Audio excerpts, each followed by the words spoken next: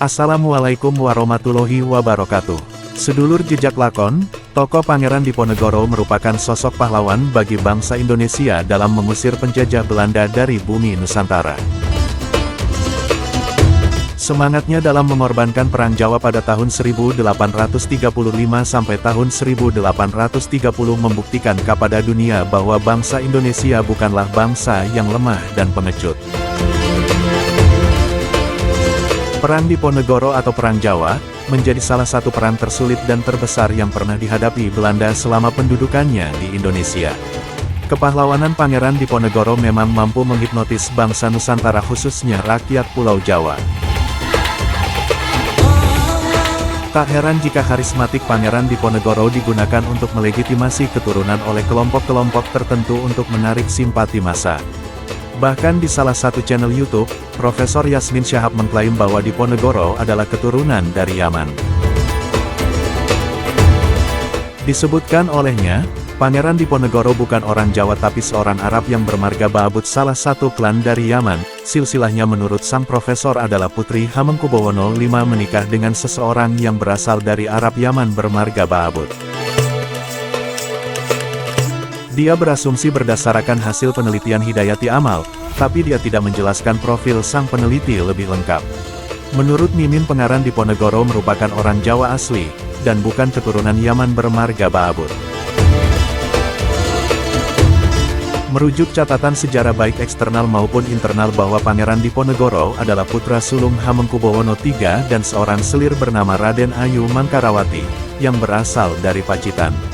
Apabila ditelusuri asal-usulnya, Pangeran Diponegoro bukanlah nama aslinya yang didapatkan sedari lahir.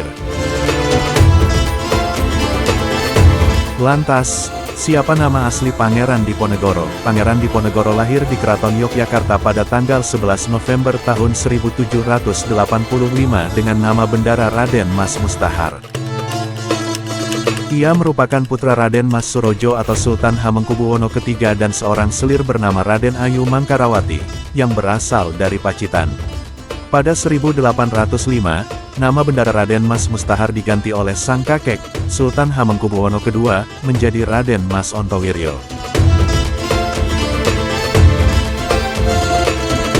Ketika ayahnya resmi naik tahta pada 1812 menjadi Sultan Yogyakarta dengan gelar Sultan Hamengkubuwono III, Raden Mas Ontowiryo dinobatkan sebagai pangeran dengan nama Pangeran Haryadipanegara.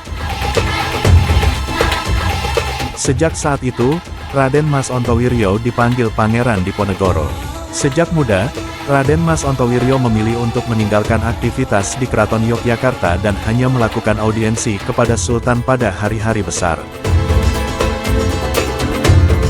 Keputusan itu diambil karena ia tidak senang melihat meluasnya budaya Barat di keraton yang tidak sesuai dengan budaya Jawa dan nilai-nilai Islam, ketimpangan sosial ekonomi akibat kebijakan Belanda, serta konflik antar bangsawan di Kesultanan Yogyakarta. Sejak memundurkan diri dari kehidupan politik kerajaan, Pangeran Diponegoro tinggal di Tegalrejo, di tanah yang diwarisi dari nenek buyutnya, Janda Sultan Hamengkubuwono I. Pangeran Diponegoro memilih fokus melakukan pengembaraan fisik dan spiritual, serta mendalami agama Islam. Dalam pengembaraan spiritualnya, Pangeran Diponegoro kerap menyepi di gua, mengikuti jejak Nabi Muhammad sebelum menjadi rasul. Sampai pada puncaknya, Pangeran Diponegoro mengubah namanya menjadi Ngabdul Kamit atau Abdul Hamid dan kerap menggunakan pakaian serba putih, setelah bertekad merebut Jawa dari Belanda. Nama Abdul Hamid diadopsi dari Sultan Turki Abdul Hamid I tahun 1787 sampai tahun 1789 yang ia kagumi karena memberinya inspirasi dan motivasi. Pada 1825, Pangeran Diponegoro mengobarkan perlawanan terhadap Belanda. Kehidupannya sejak kecil yang sangat dekat dengan golongan ulama membuatnya mudah mendapatkan dukungan dari para ulama dan bangsawan di berbagai wilayah di Jawa.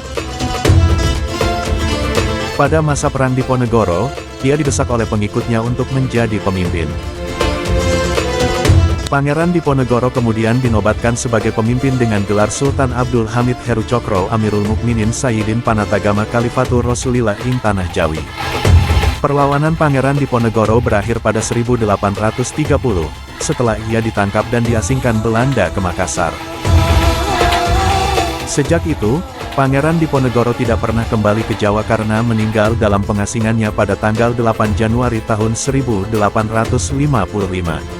Jenazahnya pun dimakamkan di Kompleks Kampung Jawa, Kecamatan Wajo, Makassar. Akhir kata Mimin ucapkan stop.